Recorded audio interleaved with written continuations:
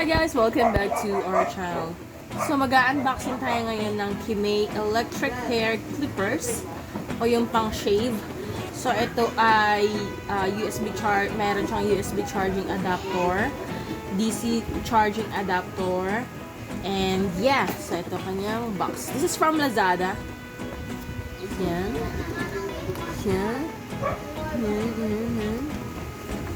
This is 1,200 pesos, pero nung birthday sale ni Lazada, nabili lang siya ni Carl ng 900 pesos.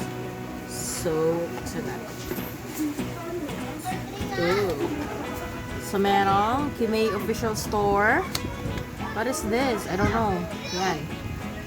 And then, ang kanyang manual, I guess. English manual.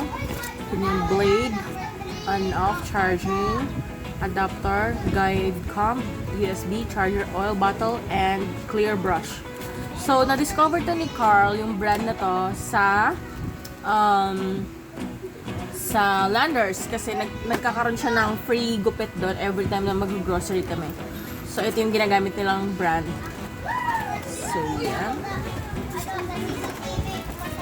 So, it's so mabigat. Oh my God. This is so cute. Wait lang. Wow! At meron siyang electric, I don't know what is this, digital time. It's nakalagay available time and the percent. I think it's battery. Battery ba? Then nagba-vibrate siya. Wait lang. So we have this. We have mga supply.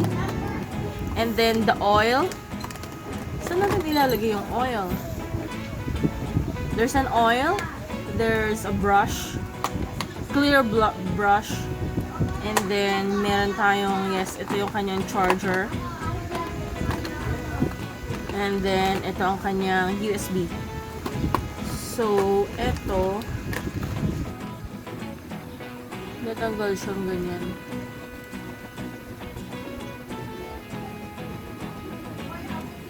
I don't know, paano ba ito? So, yan yan guys. Ito ang kanyang charger. Ito ang kanyang USB. And then, this is made in PRC, People's Republic of China. And yeah, it's Kemei. It's very handy, it's very mabigat. So, yun lang guys. So, yan guys. So, pag inon natin dito, pwede mo siyang palakasan and then pabagalan.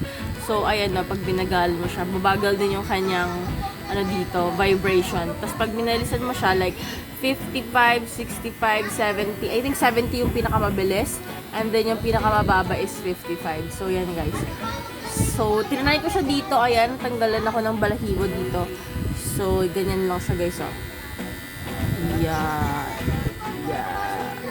Na, yun, natanggal yung balahibo niya. So, goodbye. Thank you for watching!